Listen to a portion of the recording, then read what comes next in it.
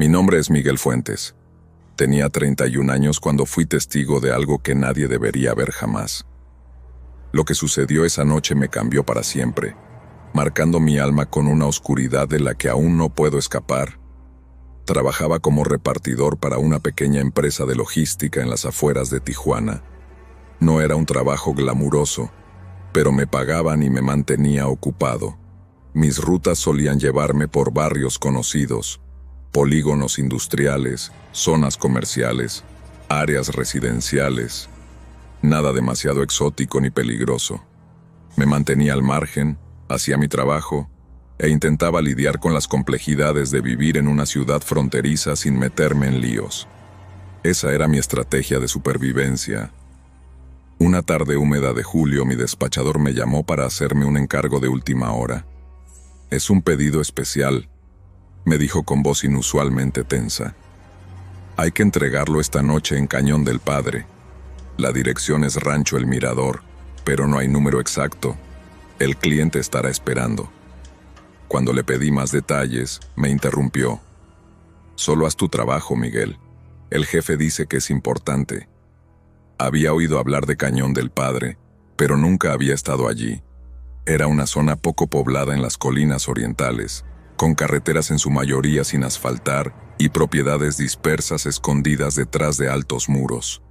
El tipo de lugar al que la gente iba para desaparecer. El sol ya se estaba poniendo cuando cargué las 3 cajas, sin identificar, en mi furgoneta.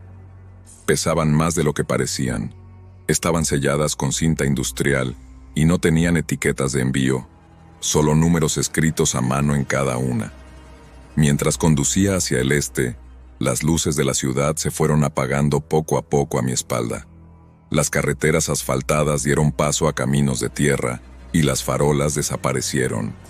Mi GPS perdió la señal a unos 3 kilómetros de donde debería estar el rancho. Seguí conduciendo lentamente, con los faros atravesando la oscuridad, iluminando nada más que polvo y matorrales a ambos lados de la estrecha carretera. Empecé a sentir náuseas. Algo no iba bien. Cuando estaba a punto de rendirme, divisé una verja metálica oxidada con un cartel descolorido, El Mirador, apenas visible entre la pintura descascarillada. No había timbre ni interfono, solo una pesada cadena enrollada alrededor de los postes. Toqué el claxon 2 veces y esperé. Pasaron 5 minutos antes de que una figura emergiera de las sombras. Un hombre delgado como un palo y con las mejillas hundidas se acercó a la puerta, sin apartar los ojos de mí. Sus movimientos eran espasmódicos, casi mecánicos, como si fuera un títere controlado por hilos invisibles. Sin decir nada, desbloqueó la cadena y me indicó que pasara. Lo que me esperaba al otro lado de la puerta me perseguiría en mis pesadillas durante años y cambiaría por completo mi visión de la humanidad. Dentro del recinto no había casas, ni maquinaria agrícola, ni ganado, solo una estructura de hormigón con ventanas tintadas y una puerta metálica. El hombre delgado señaló la parte trasera de mi furgoneta, indicándome que descargara las cajas. Cuando abrí las puertas traseras, un olor dulzón y nauseabundo salió del interior del edificio. No era exactamente a podredumbre, más bien a productos químicos que intentaban enmascarar algo peor. Mientras llevaba la primera caja hacia la entrada, la puerta se abrió. La luz me cegó momentáneamente. Cuando recuperé la visión, vi una habitación con láminas de plástico cubriendo las paredes y el suelo. Un hombre con una mascarilla quirúrgica estaba de pie en la puerta. Detrás de él, vislumbré una mesa con correas, equipo médico y lo que parecían herramientas eléctricas dispuestas con una precisión inquietante. «Ponlas ahí», dijo el hombre enmascarado, señalando una esquina. Su español tenía acento americano. Al dejar la caja, noté unas manchas oscuras en las láminas de plástico que había bajo mis pies. Algo se había filtrado, dejando unos dibujos oxidados que solo podían ser sangre. Intenté mantener la cara impasible, pero me temblaban las manos. Volví corriendo a por las otras cajas, luchando contra el impulso de salir corriendo. Durante mi tercer viaje, sonó el teléfono del hombre enmascarado. Contestó mientras me observaba atentamente. Sí, ya está aquí, solo el conductor. Entendido. Colgó y me indicó una silla plegable. Siéntese. Tenemos que verificar el contenido. Mi corazón latía con fuerza contra mis costillas. Me senté mientras él se agachaba junto a las cajas y cortaba la cinta con un bisturí. De la primera caja sacó varios paquetes sellados con polvo blanco. De la segunda, sacó fajos de billetes estadounidenses. La tercera contenía algo envuelto en papel de estraza que dejó manchas rojas en sus guantes. El hombre delgado que me había dejado entrar estaba ahora junto a la puerta, sosteniendo lo que me di cuenta que era una pistola. El hombre enmascarado me miró, con ojos calculadores por encima de la máscara. ¿No le has dicho nada a nadie sobre los paquetes?, preguntó. No, señor. Solo entrego lo que me dicen. Asintió lentamente. Saca tu teléfono. Con las manos temblorosas, obedecí. Lo cogió, lo revisó brevemente y lo dejó sobre la mesa junto a sus herramientas. Graba un mensaje, dijo. Di tu nombre, que has venido voluntariamente y que no has visto nada raro. Entonces lo entendí. Era un seguro, una prueba que podrían usar si alguna vez hablaba de lo que había visto. Con la cámara apuntando a mi cara, dije exactamente lo que quería, con la voz apenas firme. Cuando terminé, asintió con satisfacción. Ahora olvida que este lugar existe. Me dejaron marchar. Mientras me alejaba, observé cómo la verja se alejaba por el retrovisor, convencido de que me estaban vigilando. Esa noche no pude dormir. Cada crujido en mi edificio sonaba como pasos. Cada coche que pasaba podía ser ellos, que venían a asegurarse de que guardaba silencio. 3 días después, mi jefe me llamó a su oficina. El cliente está satisfecho, me dijo sin mirarme. Pero han pedido que no te asignen más entregas para ellos. Una semana después, vi una noticia sobre unos cadáveres encontrados en Cañón del Padre. El reportero estaba delante de una puerta oxidada que me resultaba familiar. Apagué inmediatamente la televisión, hice una maleta y me fui de Tijuana esa misma noche. Sé que todavía tienen ese vídeo mío. A veces me pregunto si me estarán vigilando incluso ahora, esperando a ver si rompo mi silencio. Pero algunas historias deben ser contadas, aunque contarlas pueda suponer una sentencia de muerte. Nunca quise estar en primera línea del periodismo. Me llamo Carolina Vega, y hasta el año pasado me pasaba los días editando artículos en el periódico más pequeño de Tijuana, contenta con pasar desapercibida. Ahora vivo con miedo constante, mirando por encima del hombro, preguntándome cuándo me encontrarán. Todo empezó con un simple encargo. Mi editor, el señor Martínez, me pidió que acompañara a nuestro veterano reportero de sucesos, Guillermo Soto, mientras investigaba las acusaciones de corrupción contra la policía municipal. Solo tomarás notas, quizá harás algunas fotos, me dijo Martínez. Guillermo necesita a alguien discreto, alguien a quien no llamen la atención. Lo que no me dijo es que Guillermo ya había recibido 3 amenazas de muerte esa semana, ni que la historia que estábamos investigando ya le había costado la vida a 2 periodistas en la vecina Mexicali. Guillermo era una leyenda, intrépido, implacable, con décadas de experiencia sacando a la luz los rincones más oscuros de la política fronteriza y las operaciones de los cárteles. Su rostro curtido era el mapa de todas las historias peligrosas que había perseguido. La primera vez que lo vi, me miró con ojos cansados y suspiró. Mantén la cabeza gacha, la boca cerrada y quédate cerca de mí, me dijo. Y por el amor de Dios, no le digas a nadie en qué estamos trabajando. Nuestra investigación se centró en el comandante de policía Víctor Salcedo y su lugarteniente, Rafael Ortiz. Según nuestra fuente, una nerviosa empleada de la policía llamada Diana, ambos recibían pagos del cártel de Sinaloa para hacerlo pruebas, alterar las rutas de patrulla y, En ocasiones, entregar a rivales detenidos directamente a los sicarios del cártel. Durante 2 semanas, reunimos pruebas.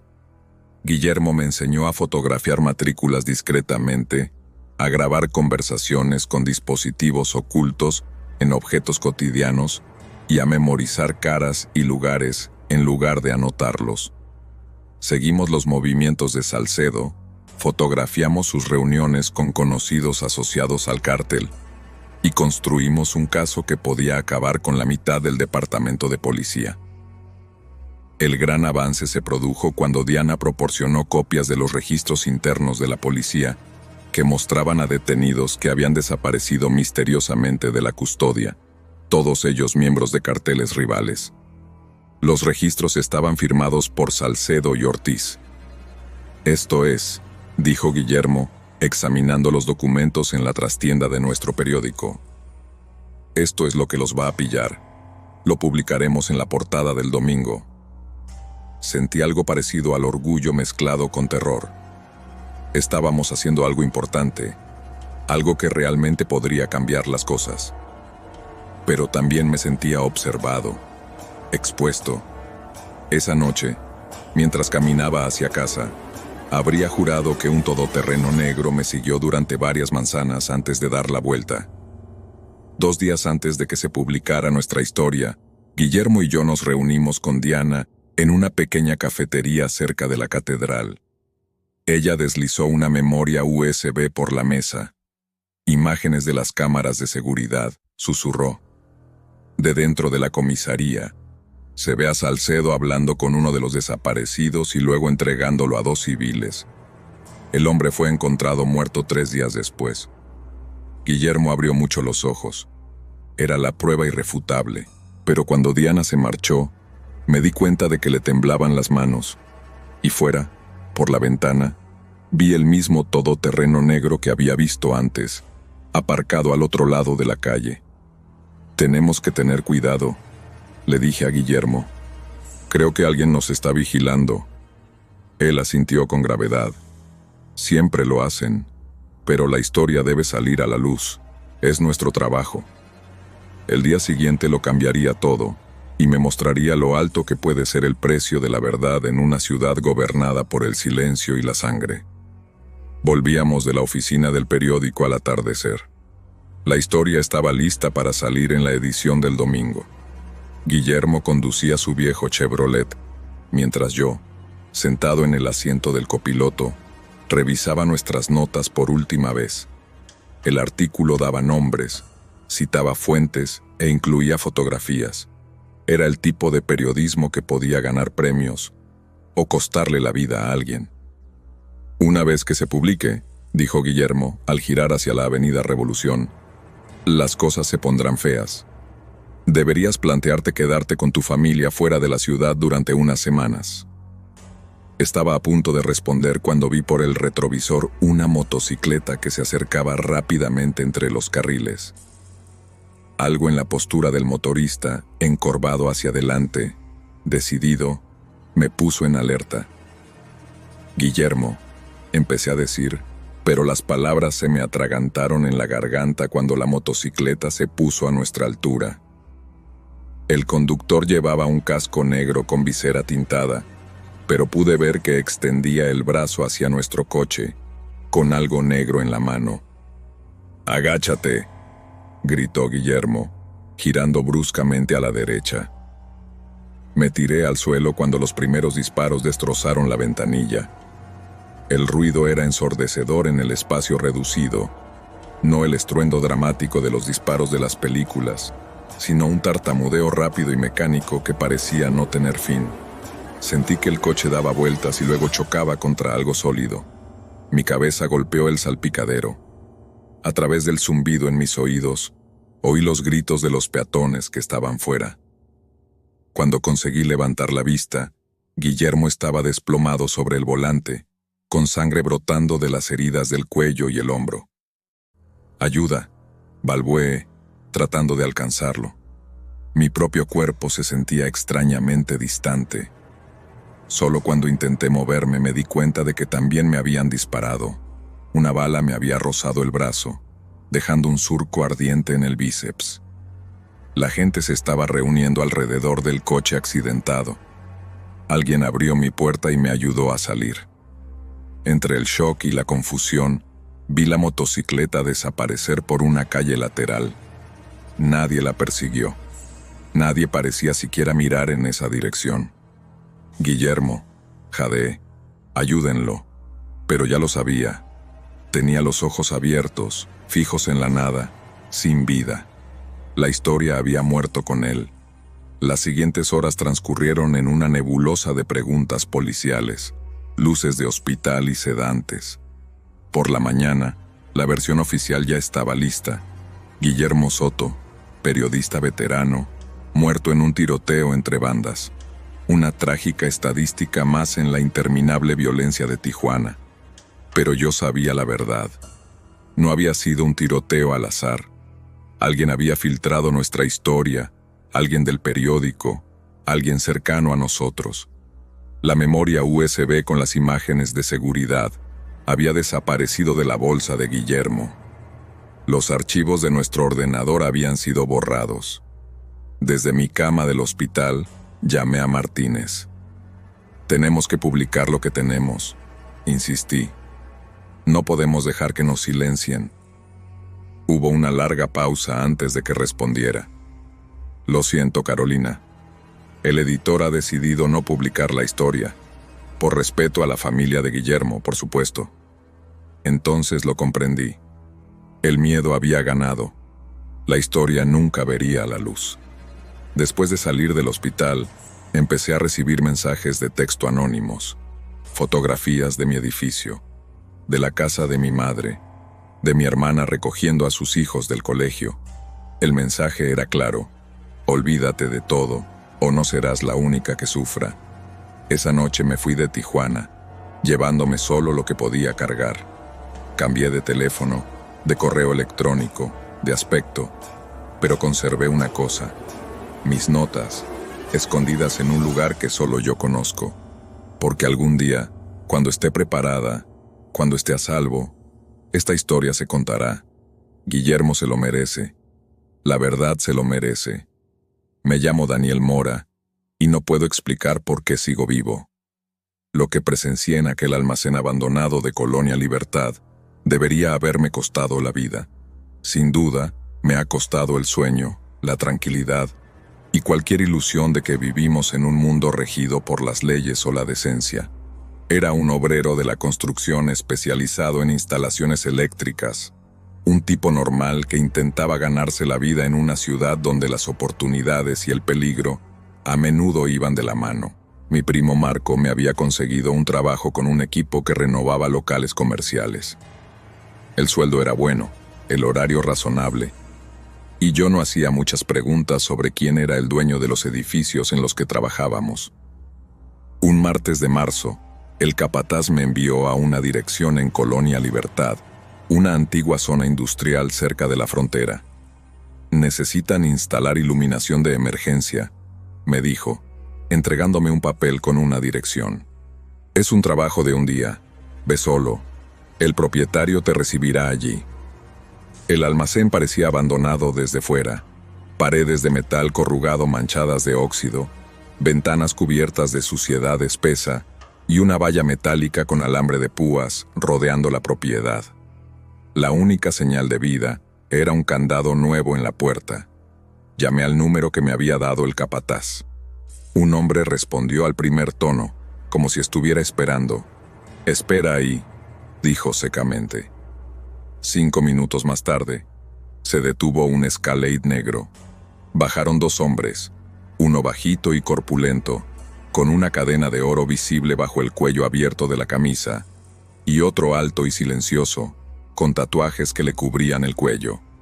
Ninguno de los dos se presentó. «¿Vienes a instalar luces?», preguntó el hombre más bajo.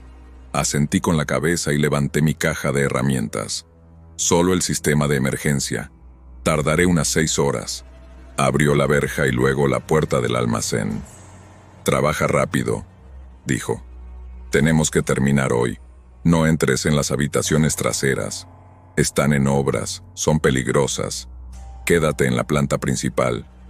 El interior del almacén estaba sorprendentemente limpio. Paredes recién pintadas, suelo de hormigón nuevo, sistema de ventilación moderno. Estaba vacío, salvo por unas cuantas mesas plegables y sillas en el centro. Empecé a instalar el cableado para las luces de emergencia cerca de las salidas. Alrededor del mediodía, los hombres se marcharon diciendo que volverían más tarde. «No habrá si llaman», advirtió el bajito. «Llamaremos cuando estemos fuera». Durante 3 horas trabajé en silencio. El almacén estaba extrañamente insonorizado. Una vez cerrada la puerta metálica, el ruido de la ciudad desaparecía por completo. Estaba terminando el circuito cerca de la parte trasera del edificio cuando lo oí. Un grito ahogado, seguido de un golpe sordo, procedente de detrás de una de las puertas que me habían advertido que no abriera. Me quedé paralizado, escuchando. Volvió a oírse. Sin lugar a dudas era un sonido humano, un grito de dolor o miedo. Mi primer instinto fue ignorarlo, terminar mi trabajo y marcharme. Pero algo me empujó hacia esa puerta. Curiosidad, estupidez o quizá algún sentido de la decencia que llevaba latente. La puerta no estaba cerrada con llave. La abrí lo justo para asomarme. Lo que vi me perseguirá hasta el día de mi muerte. La habitación estaba revestida con láminas de plástico. Unas luces LED brillantes iluminaban lo que parecía un centro médico improvisado o una carnicería. Había mesas metálicas con sujeciones, instrumentos quirúrgicos dispuestos en bandejas y lo que parecían canales de drenaje empotrados en el suelo. Y había personas, 5, atadas a sillas, con la boca tapada con cinta adhesiva. Sus ojos se agrandaron cuando me vieron, suplicando en silencio. Debería haberles ayudado, debería haber llamado a la policía, debería haber hecho algo. En lugar de eso, cerré la puerta en silencio, terminé mi trabajo con manos temblorosas y esperé a que me recogieran, fingiendo que no había visto nada. El hombre más bajo regresó solo al atardecer. Inspeccionó mi trabajo, asintió con satisfacción y me pagó en efectivo, el doble de lo que esperaba. Mientras me llevaba de vuelta a la carretera principal, me preguntó con indiferencia: «No has explorado, ¿verdad? Te has quedado en la zona principal, como te dije». «Sí, señor», mentí con la boca seca. Solo encendí las luces como me pidió. Me estudió durante un momento y luego sonrió. «Buen chico, chico listo». 3 días después, vi una noticia sobre unos cadáveres encontrados en Colonia Libertad. El reportero estaba delante del mismo almacén. La policía había descubierto un centro de procesamiento utilizado por los sicarios del cártel. No se mencionaba a ningún superviviente. Ese día dejé mi trabajo. No le conté a nadie lo que había visto. Pero a veces en la oscuridad veo esos ojos mirándome, suplicando ayuda que nunca llegó. Y me pregunto por qué me salvaron a mí y a ellos no. O si realmente me salvaron, porque vivir con este conocimiento, con esta culpa, a veces es peor que la muerte. Me llamo Roberto Vázquez. En 1978, era un botones de 19 años en el Hotel y Casino Paraíso, una de las joyas del lujo de Tijuana, enclavada entre la miseria y la desesperación de la zona fronteriza. La sala del casino brillaba con lámparas de araña de cristal. Las mesas de juego estaban cubiertas de terciopelo verde, donde los dólares estadounidenses revoloteaban como confeti. Era un patio de recreo para los ricos, los corruptos y aquellos con secretos que ocultar. Allí yo era invisible, solo otro cuerpo uniformado para llevar equipaje, traer hielo y fingir que no me daba cuenta de lo que ocurría a puerta cerrada. El testigo perfecto, demasiado insignificante para ser una amenaza, demasiado dependiente de las propinas como para arriesgarme a denunciar cualquier cosa inusual. El director del hotel, el señor Ibarra, dirigía el negocio con mano de hierro. De cabello plateado y vestimenta impecable, se movía por el casino como un miembro de la realeza, saludando a los grandes apostadores por su nombre y resolviendo las disputas con tranquila autoridad. El secreto del éxito, me dijo una vez, es saber qué reglas hay que hacer cumplir y cuáles conviene olvidar. No entendí lo que quería decir hasta la noche del 15 de septiembre, el día de la independencia de México. El casino celebraba una fiesta privada para funcionarios del gobierno, líderes empresariales y sus invitados. Me habían asignado las suites VIP de la última planta, donde se alojaban los verdaderos poderosos. Poco después de medianoche, me llamaron a la suite 712 para llevar champán. Cuando llamé a la puerta, me abrió un hombre al que reconocí como Javier Acosta, un comandante de la policía estatal conocido por su brutal eficacia.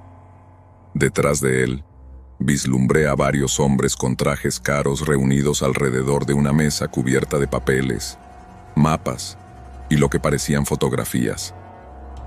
«Déjalo ahí, chico», dijo Acosta, señalando una mesa auxiliar. Mientras colocaba la cubitera, no pude evitar fijarme en las fotografías, que mostraban lo que parecían ser ejecuciones, con cadáveres dispuestos en posturas inquietantes. Los hombres las comentaban con naturalidad, como si fueran empresarios revisando los informes trimestrales. Mantuve la mirada baja, tratando de pasar desapercibido, pero al girarme para marcharme, tropecé accidentalmente con una silla, lo que llamó su atención. La habitación se quedó en silencio. Sentí sus miradas sobre mí, calculadoras. «Es solo personal», dijo una voz que reconocí como la del señor Ibarra. No lo había visto en la esquina de la habitación. «Es de confianza». Acosta se acercó a mí y me estudió el rostro. «¿Cómo te llamas, chico?» «Roberto, señor. Roberto Vázquez». Sonrió, pero no le llegó a los ojos. «Bueno, Roberto, entiendes que lo de esta noche no ha pasado, ¿verdad? No has visto nada raro aquí». Asentí rápidamente. «Por supuesto, señor. Solo hago mi trabajo». «Buen chico», dijo, metiéndome un billete de $100 en la mano. «La discreción es una cualidad muy valiosa». Me fui con el corazón latiéndome con fuerza en el pecho. De vuelta en la zona de servicio, intenté calmarme y olvidar lo que había visto. Pero más tarde, esa misma noche, cuando estaba terminando mi turno, el señor Ibarra me llamó a su oficina. «Roberto», me dijo sin preámbulos, «esta noche has impresionado al comandante Acosta. Aprecia tu discreción». Me quedé en silencio, sin saber qué respuesta esperaba. «Hay una oportunidad para ascender», continuó Ibarra. «El comandante necesita ocasionalmente jóvenes de confianza para tareas especiales. El sueldo es mejor, por supuesto, mucho mejor». Comprendí lo que estaba pasando. Me estaban reclutando para algo oscuro, algo que mancharía mi alma. Pero negarme no era realmente una opción, no si quería seguir trabajando o seguir vivo. «Es un honor, señor», logré decir. Ibarra esbozó una sonrisa. «Preséntate en esta dirección mañana a las 8 de la noche». Me entregó una tarjeta con una dirección en la zona norte, el Barrio Rojo. «No llegues tarde, y no le digas nada a nadie». Esa noche marcó mi entrada en los bajos fondos de Tijuana, un lugar donde políticos, policías y delincuentes formaban un único organismo que se alimentaba de la carne de la ciudad. Lo que vi en los meses siguientes, lo que me obligaron a hacer, me cambió para siempre. 40 años después, sigo despertándome sudando por las pesadillas llenas de rostros de aquellos que desaparecieron tras visitar la suite 712. Algunos secretos nunca se borran, por mucho que intentes enterrarlos. No me llamo Rafael, pero puedes llamarme así. No oculto mi identidad por miedo, sino por necesidad. Hay personas que me silenciarían para siempre si supieran que estoy contando esta historia. Hace 5 años, era médico residente en el Hospital General de Tijuana y trabajaba turnos de 16 horas en la unidad de traumatología. En una ciudad fronteriza devastada por la violencia de los cárteles, Veíamos a diario lo peor de la humanidad. Víctimas de disparos, supervivientes de torturas, transeúntes atrapados en tiroteos. Los tratábamos a todos por igual, sin hacerles más preguntas que las estrictamente necesarias desde el punto de vista médico. Esa era la regla tácita: curar a los heridos, mantener la cabeza gacha y seguir con vida. Todo cambió un jueves de agosto. La tarde había sido inusualmente tranquila. Solo unos pocos heridos leves, nada que requiriera cirugía de urgencia. Hacia las 7 de la tarde, mientras actualizaba los historiales de los pacientes, se abrieron de golpe las puertas de urgencias. Los paramédicos entraron corriendo con un hombre en una camilla, el abdomen acribillado por las heridas de bala, la sangre empapando los vendajes. El doctor Álvarez, el médico de guardia, echó un vistazo y gritó que prepararan un quirófano. Me acerqué para ayudar, comprobando los signos vitales del paciente, mientras las enfermeras se preparaban para la cirugía. A pesar de sus heridas, el hombre estaba consciente, con los ojos alertas y una calma inquietante. Mientras lo trasladábamos a la mesa de operaciones, me agarró la muñeca con una fuerza sorprendente.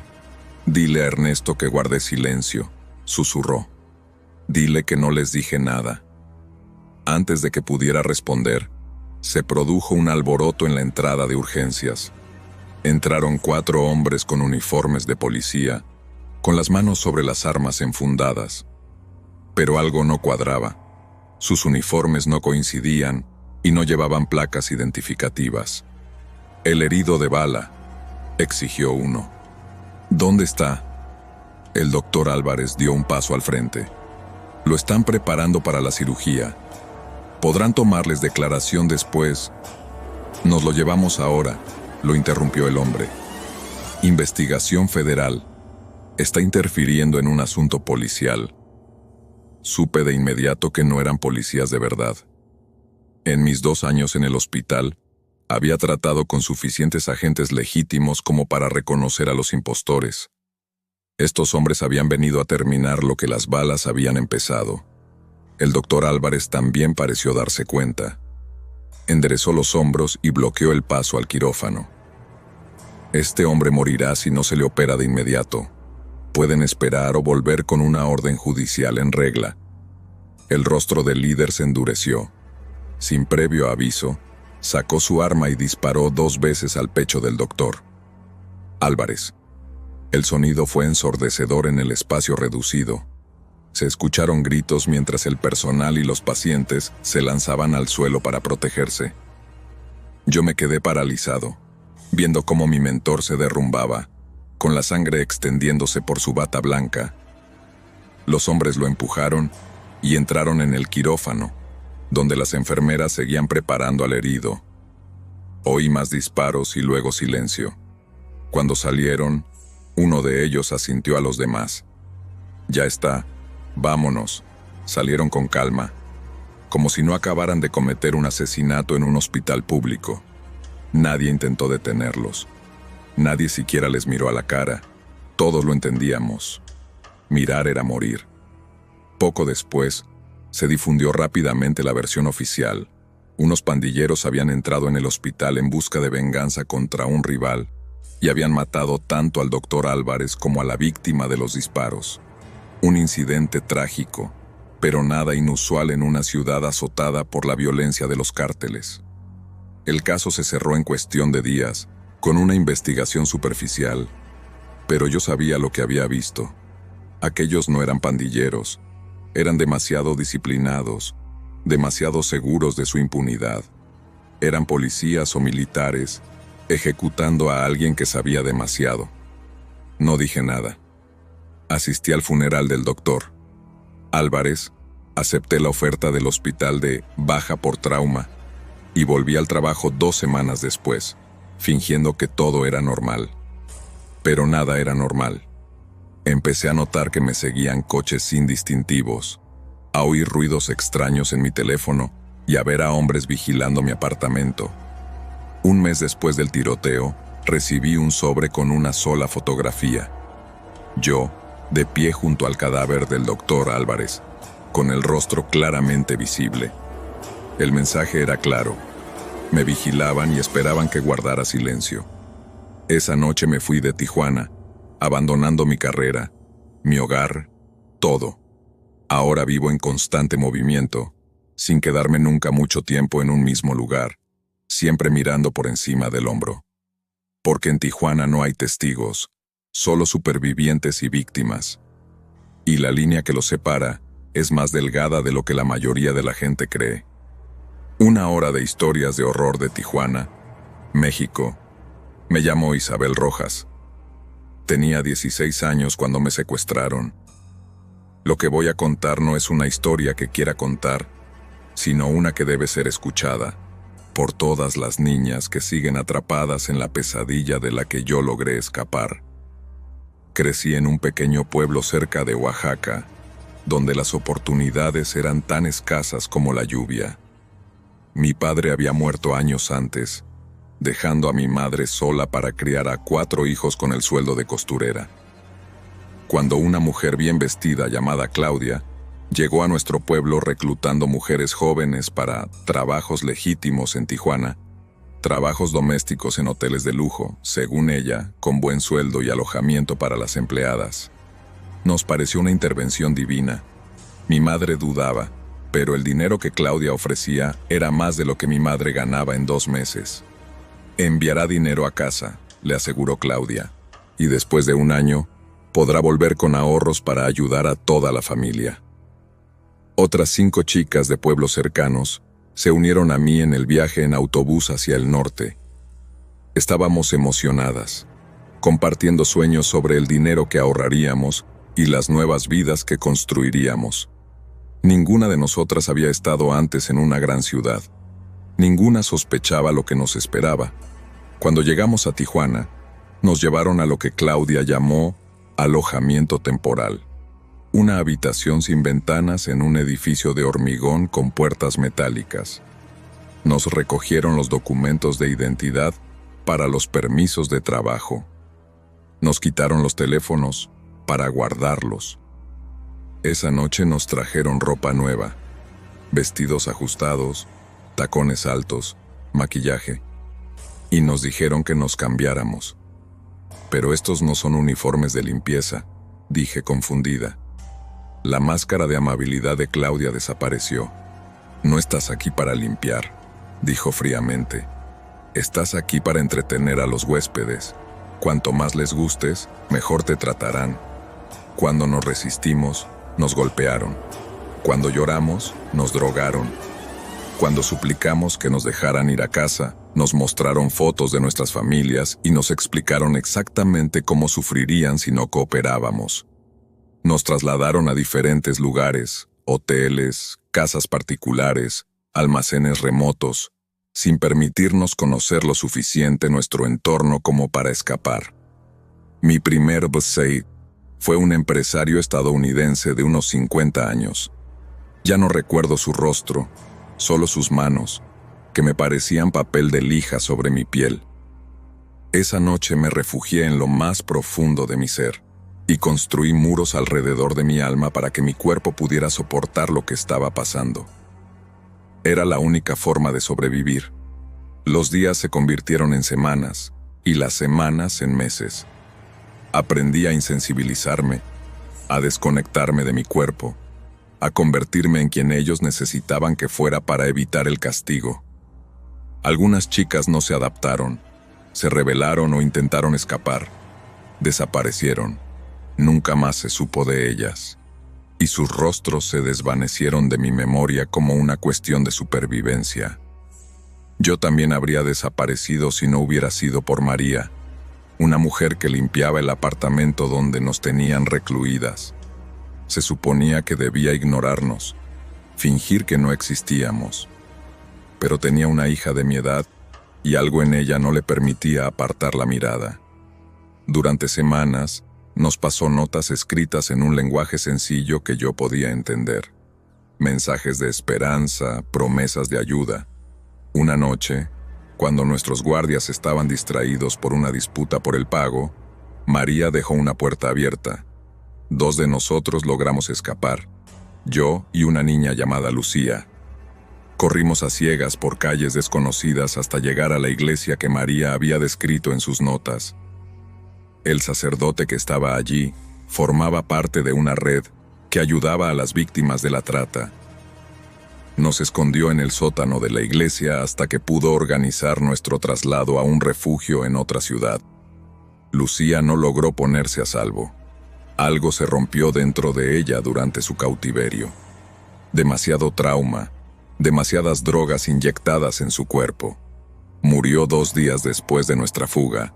Su cuerpo simplemente se rindió. Yo sobreviví, al menos físicamente. La organización me ayudó a conseguir una nueva identificación, asesoramiento y, finalmente, un trabajo legal. Pero la libertad no es lo mismo que la curación. Todavía me despierto gritando algunas noches. Todavía me estremezco cuando los extraños se acercan demasiado. Todavía busco salidas en todas las habitaciones en las que entro. La red de tráfico que me secuestró sigue operando en Tijuana. A pesar de las denuncias a las autoridades, a pesar de las pruebas y los testimonios, siguen aprovechándose de chicas vulnerables con promesas de oportunidades. Porque en una ciudad donde el dinero cambia tanto de manos, algunos delitos se vuelven invisibles, incluso cuando ocurren a plena vista. Nunca pensé que un lunes cualquiera se convertiría en el día que marcaría el resto de mi vida. Me llamo Alejandro Navarro, y hasta hace 3 años, era mecánico en un taller cerca del Boulevard Agua Caliente, en Tijuana. Llevaba una vida sencilla: trabajo, familia, fútbol los fines de semana. Me ocupaba de mis cosas, mantenía la cabeza gacha e intentaba lidiar con las complejidades de vivir en una ciudad fronteriza sin llamar la atención. Ese lunes de junio en particular era más tranquilo de lo habitual. Mi jefe se había ido a San Diego a buscar repuestos y me había dejado solo a cargo del taller. Alrededor de las 2 de la tarde, estaba cambiando las pastillas de freno de un Nissan viejo cuando oí chirriar los neumáticos fuera. Al levantar la vista, vi una camioneta blanca que se desviaba hacia nuestro estacionamiento, seguida de cerca por un sedán negro. Antes de que pudiera procesar lo que estaba pasando, varios hombres salieron de ambos vehículos con las armas en ristre. No gritaban ni exigían nada, solo se movían con una determinación aterradora. El conductor del todoterreno intentó huir, pero no dio 3 pasos antes de que los hombres del sedán abrieran fuego. El sonido era ensordecedor en el espacio cerrado del aparcamiento, no como las explosiones exageradas de las películas, sino como estallidos agudos y mecánicos que parecían perforarme los tímpanos. Me agaché detrás del Nissan, rezando para que no me hubieran visto. El tiroteo duró unos 20 segundos, pero me parecieron horas. Cuando se hizo el silencio, permanecí inmóvil, sin atreverme a respirar. A través de los bajos del coche, pude ver cadáveres en el suelo junto al todoterreno. Los hombres del sedán se movían ahora con método, revisando a los hombres caídos y sacando algo del maletero del todoterreno. Debería haber mantenido la cabeza agachada. Debería haber fingido que no veía nada. Pero algún instinto me hizo cambiar de posición, tratando de ver lo que habían cogido. Mi movimiento tiró una bandeja de herramientas, y las herramientas metálicas golpearon ruidosamente el suelo de hormigón. Todas las cabezas se giraron en mi dirección. Un hombre señaló hacia el garaje. Otros 2 comenzaron a caminar hacia mí, con las armas preparadas. En ese momento, supe que iba a morir. Cerré los ojos y la imagen de mi esposa y mi hija pasó por mi mente. Entonces se oyó una sirena en la distancia, una patrulla de policía, probablemente respondiendo a los informes de disparos. Los hombres dudaron e intercambiaron unas palabras rápidas. Para mi sorpresa, volvieron a su vehículo y se marcharon, dejando atrás los cadáveres y el todoterreno. Permanecí escondido hasta que llegó la policía 5 minutos después. Cuando finalmente salí, temblando incontrolablemente, los agentes me trataron como a un milagro. como al testigo que no debería estar vivo. Los días siguientes fueron una confusión de declaraciones policiales, noticias y miedo creciente. Al parecer, los hombres asesinados en el aparcamiento eran miembros de rango medio del cártel Arellano Félix. Nunca se reveló oficialmente lo que los atacantes se llevaron del todoterreno, pero los rumores sugerían que se trataba de documentos financieros, pruebas que podrían implicar a funcionarios del gobierno. Intenté volver a la normalidad, pero esta había desaparecido. Había coches extraños aparcados frente a mi casa. Números desconocidos llamaban a mi teléfono y colgaban cuando contestaba. Mi jefe recibió amenazas que le obligaron a despedirme por la seguridad del negocio. La última advertencia llegó cuando encontré un pequeño muñeco colgado de la puerta de mi casa, una figura en miniatura con los ojos arrancados y una pequeña soga alrededor del cuello. El mensaje era claro: los testigos acaban muertos. Esa noche, reuní a mi mujer y a mi hija y cogimos solo lo que cabía en una maleta. Salimos de Tijuana antes del amanecer, abandonando nuestra casa, nuestras posesiones, nuestros vínculos familiares, todo lo que constituía nuestra vida. Desde entonces, nos hemos mudado 3 veces, siempre mirando atrás, siempre esperando que el pasado nos alcance. A menudo me pregunto por qué no me mataron aquel día, si realmente se acercaba la policía o si simplemente decidieron que no merecía una bala más.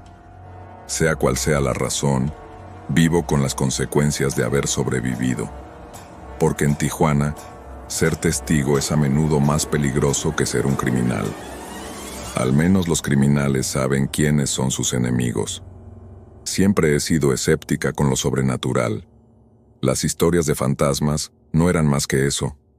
Historias inventadas para explicar lo inexplicable o para asustar a los niños y que obedezcan. Me llamo Carmen Díaz y hasta hace 6 meses era administradora de una empresa inmobiliaria en Tijuana, donde supervisaba varios edificios de apartamentos y locales comerciales en toda la ciudad. Me ocupaba de realidades concretas: contratos de alquiler, problemas de mantenimiento, quejas de los inquilinos. Nada en mi vida me había preparado para lo que sucedió en La Antigua. La Antigua era un edificio de apartamentos envejecido en la zona centro, construido en la década de 1940, cuando Tijuana aún estaba desarrollando su identidad. El propietario original había fallecido y la propiedad había pasado por varias manos antes de llegar a la cartera de nuestra empresa. La mayoría de los inquilinos eran residentes de larga duración, personas mayores que pagaban alquileres muy por debajo del valor de mercado gracias a contratos obsoletos. Mi jefe, el señor Mendoza, tenía instrucciones claras: encontrar la manera de desalojar el edificio para poder renovarlo y volver a alquilarlo a precios más altos. Haz las reparaciones poco a poco, me sugirió. Sé estricta con los pagos atrasados. Busca infracciones en los contratos de alquiler. Son solo negocios, Carmen. No estaba orgullosa de la tarea, pero el trabajo escaseaba y lo necesitaba. Así que empecé el proceso de hacerles poco a poco la vida imposible a los inquilinos que quedaban. Todos excepto el apartamento 3B. El apartamento 3B era un enigma. Según nuestros registros, había estado ocupado por la misma inquilina, Sofía Garza, durante más de 30 años. El alquiler se pagaba por transferencia bancaria automática el primer día de cada mes sin falta. Pero en los 6 meses que llevaba gestionando el edificio, nunca había visto a la señora Garza. Los vecinos afirmaban que tampoco la veían nunca. Solo oían ruidos ocasionales en el interior o veían cómo le entregaban la compra. Cuando se aceleraron los planes de renovación, el señor Mendoza me ordenó que inspeccionara todos los apartamentos, incluido el 3B. Necesitamos documentación sobre el estado del inmueble, dijo, y averigua quién vive realmente allí. El contrato de alquiler no permite ocupantes no autorizados. Envié una notificación formal de inspección, tal y como exige la ley. El día señalado, Llegué con mi portapapeles y mi cámara, esperando la resistencia de la señora Garza. Pero cuando levanté la mano para llamar, la puerta del 3B se abrió sola. ¿Señora Garza? Llamé, dudando en el umbral. Administración de la propiedad. Le envié una notificación sobre la inspección de hoy. No hubo respuesta desde el interior del apartamento, que estaba en penumbra. Legalmente, tenía derecho a entrar tras haber avisado, así que entré. El apartamento estaba impecable, no solo limpio, sino conservado, como una exposición de museo de la vida doméstica de los años 80. Nada parecía haber sido renovado en décadas. El aire era extrañamente frío a pesar del calor del verano en el exterior y desprendía un ligero aroma a perfume de gardenia. En el salón, las paredes estaban cubiertas de fotografías familiares. La señora Garza con diferentes personas a lo largo de las décadas, todas sonriendo a la cámara. En una esquina había un televisor de principios de los años 90, desenchufado. La cocina tenía armarios bien organizados con latas de conservas con fechas de caducidad de hacía años. Me dirigí hacia el dormitorio, sintiendo cómo ese extraño frío se intensificaba con cada paso. La puerta del dormitorio estaba entreabierta, y al abrirla más, el aroma a gardenia se hizo abrumador. La cama estaba perfectamente hecha, cubierta con una colcha hecha a mano. En la mesita de noche había un vaso de agua, un libro abierto boca abajo y unas gafas de lectura, como si alguien se hubiera ausentado un momento. Pero fue la pared junto a la cama lo que me heló la sangre. Estaba cubierta de recortes de periódico de El Sol de Tijuana, todos amarillentos por el paso del tiempo, todos con la misma noticia: el asesinato de Sofía Garza en 1989. Según los artículos, la señora Garza había sido asesinada por un intruso que irrumpió en su apartamento, el 3B, durante un robo. El caso nunca se había resuelto. Sin embargo, el alquiler se había seguido pagando durante 30 años. Y alguien, o algo, seguía ocupando el apartamento. Retrocedí, buscando explicaciones con mi mente racional. Debía de vivir allí un familiar, utilizando su nombre. Los recortes de periódico debían de ser de otra persona con el mismo nombre. Tenía que haber una razón lógica. Fue entonces cuando lo oí, unos pasos suaves que se acercaban por detrás. Me giré, pero el pasillo estaba vacío. Los pasos continuaron, cada vez más fuertes. La temperatura bajó tanto que podía ver mi aliento formando vaho delante de mí.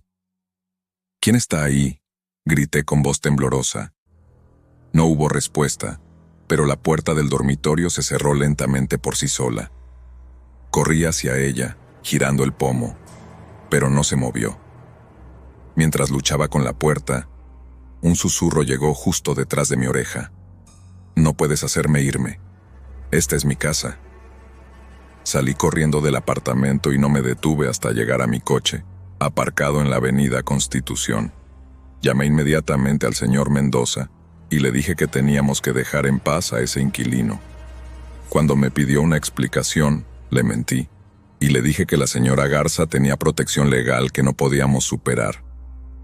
2 semanas más tarde, ignorando mi consejo, Mendoza envió a un equipo de mantenimiento al 3B para comenzar renovaciones esenciales, su táctica para expulsar a los inquilinos no deseados.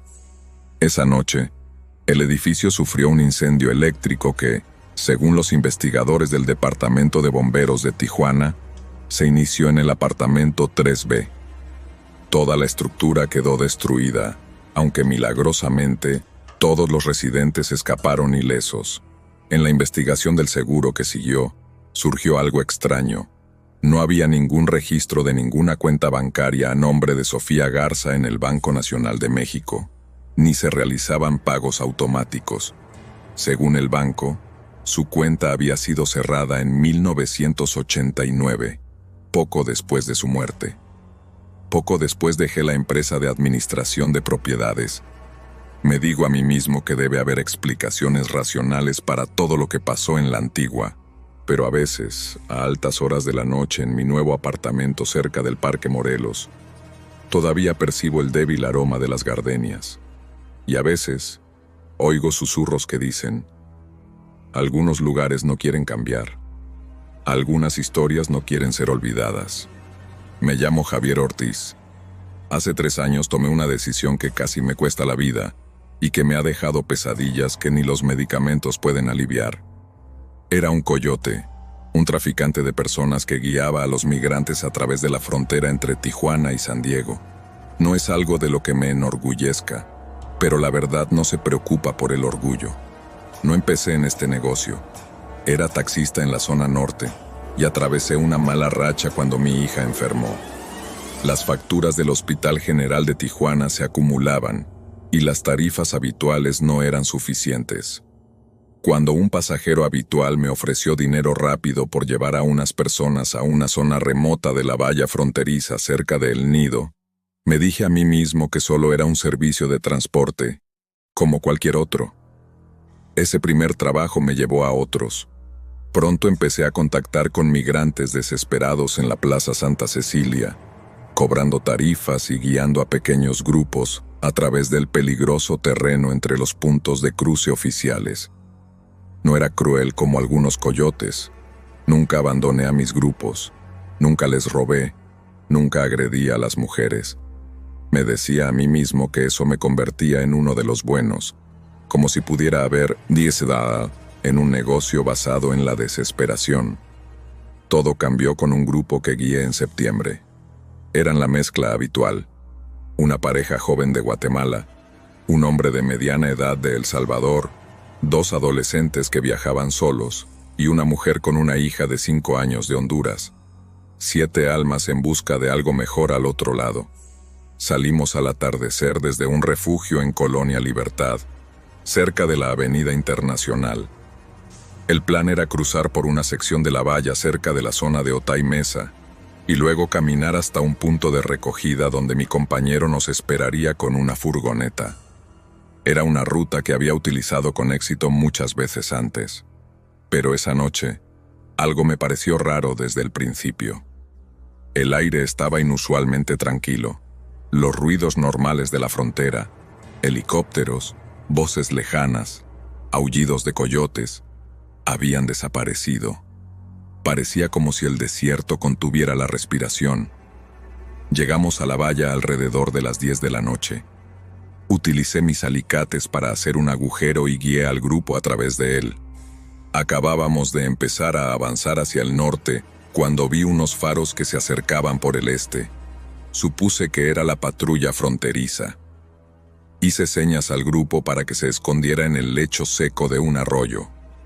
Mientras estábamos allí, pegados al suelo duro, me di cuenta de que algo no iba bien. El vehículo se había detenido a cierta distancia y se veían figuras que se movían a pie, con linternas, como si estuvieran buscando algo. Pero las luces no eran del blanco brillante de las fuerzas del orden, sino que tenían un tono azulado, y no se oían llamadas por radio ni órdenes gritadas. «Quedaos aquí», susurré al grupo. «No os mováis hasta que vuelva». Me arrastré por la orilla para ver mejor. A través de mis prismáticos, pude distinguir a 5 hombres vestidos de negro y armados. No eran de la patrulla fronteriza. Se movían como cazadores, metódicos y silenciosos. Con horrible claridad, comprendí lo que estaba pasando. Durante meses habían circulado historias en los bares de la Coahuila sobre un grupo de vigilantes que atacaba a los migrantes, no para detenerlos, sino para robarles y asesinarlos, dejando los cadáveres en el desierto, donde quizá nunca serían encontrados. La mayoría de los coyotes descartaban estos rumores o culpaban a la violencia de los cárteles. Ahora lo estaba viendo con mis propios ojos. Me deslicé hacia el grupo y les expliqué en voz baja: «Tenemos que ir hacia el oeste. Manténganse agachados y en silencio. Les daremos un rodeo». El salvadoreño negó con la cabeza. «Deberíamos entregarnos a la verdadera patrulla fronteriza. Es mejor que nos deporten a que nos maten». «No hay ninguna patrulla fronteriza cerca», susurré. Para cuando respondan a una llamada, será demasiado tarde. Empezamos a avanzar hacia el oeste por el lecho del arroyo. La mujer apretaba a su hija con tanta fuerza que la niña lloriqueaba, lo que provocaba que el grupo la callara asustado. Habíamos avanzado unos 800 metros cuando oímos motores rugiendo detrás de nosotros. Habían descubierto nuestro punto de cruce y seguían nuestro rastro. Lo que siguió fue una pesadilla de carreras desesperadas, escondites y casi accidentes. Los hombres armados se dividieron y utilizaron radios para coordinar la búsqueda. Nos perseguían como si fuéramos animales. Al amanecer llegamos a la autopista 905. No había conseguido llevarlos al punto de recogida, pero la autopista ofrecía una oportunidad de ayuda. Mientras ellos corrían hacia la carretera, yo me volví para crear una distracción. Disparé la pequeña pistola que llevaba, apuntando lejos de los perseguidores, pero llamando su atención. Lo último que vi de mi grupo fue que estaban haciendo señas a un camión en la autopista. Corrí en dirección contraria, con 2 de los hombres armados siguiéndome. Escapé escondiéndome en una alcantarilla hasta que abandonaron la búsqueda. 3 días después, vi las noticias en el Canal 12 de Tijuana.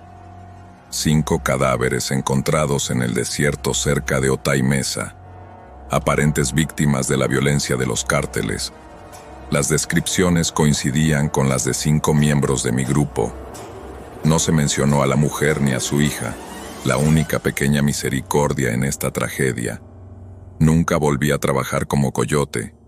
Dejé mi apartamento en playas de Tijuana y me mudé a Ensenada.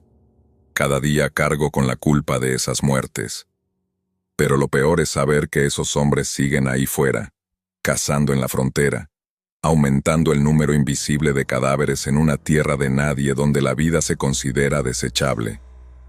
Algunos monstruos no necesitan la oscuridad para actuar.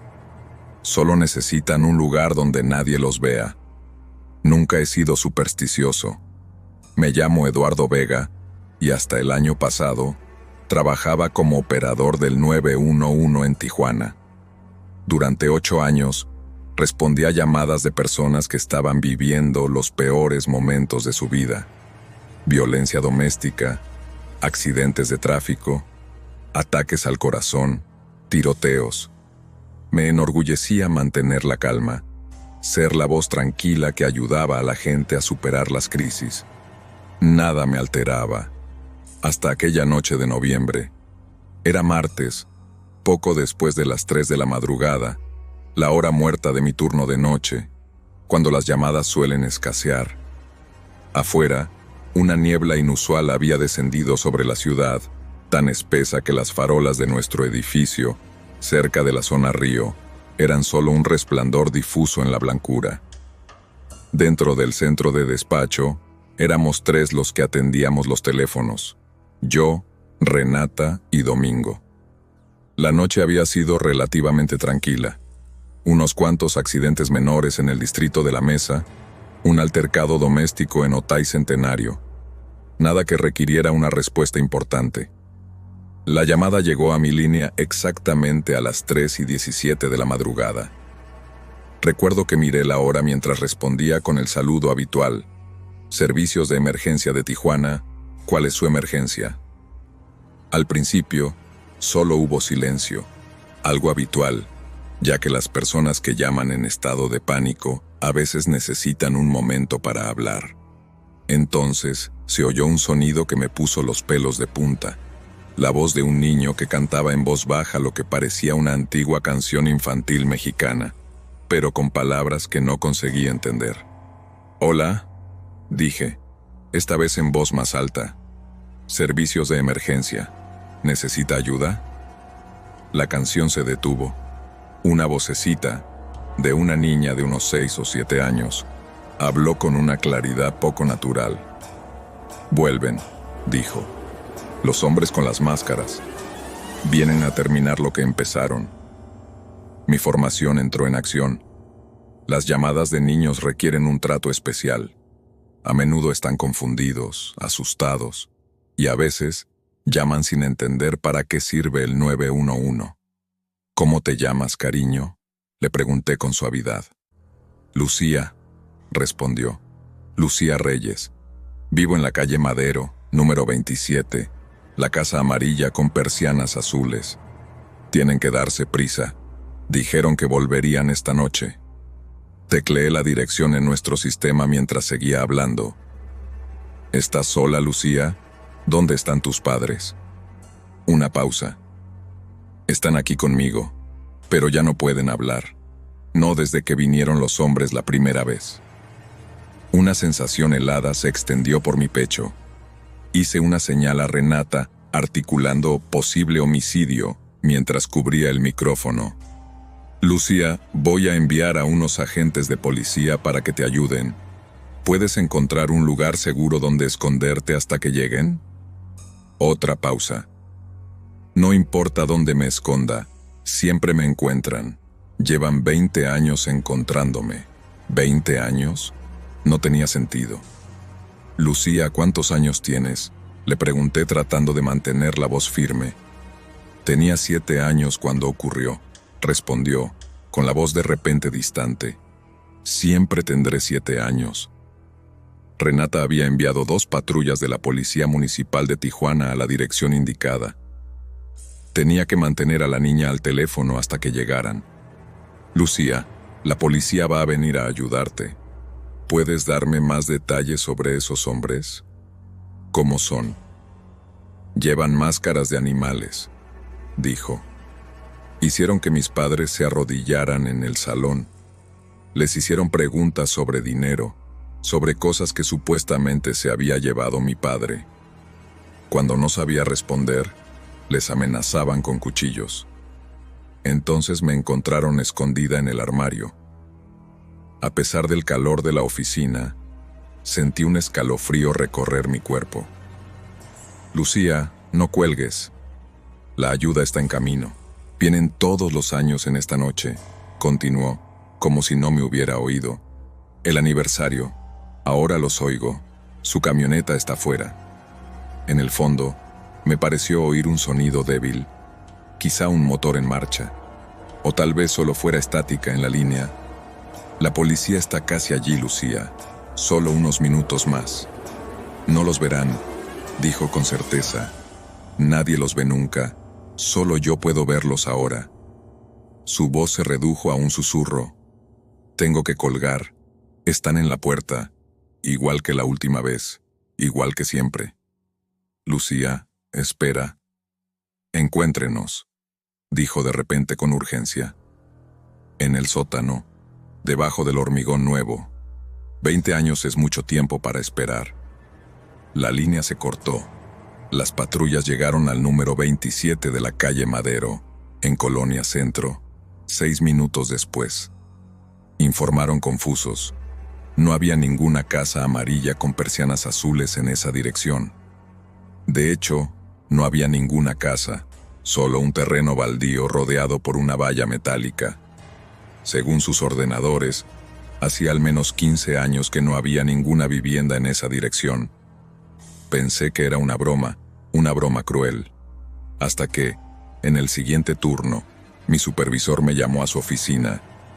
Allí me esperaba un detective veterano de la Policía Estatal de Investigación, que quería escuchar mi versión de la llamada. A medida que le contaba los detalles, su rostro se iba volviendo cada vez más serio. La dirección no existía, concluí. Al menos ya no. El detective asintió lentamente. La casa fue demolida en 2002. Antes de eso, fue escenario de un triple homicidio sin resolver en 1998. Los padres y una hija pequeña, apellidados Reyes.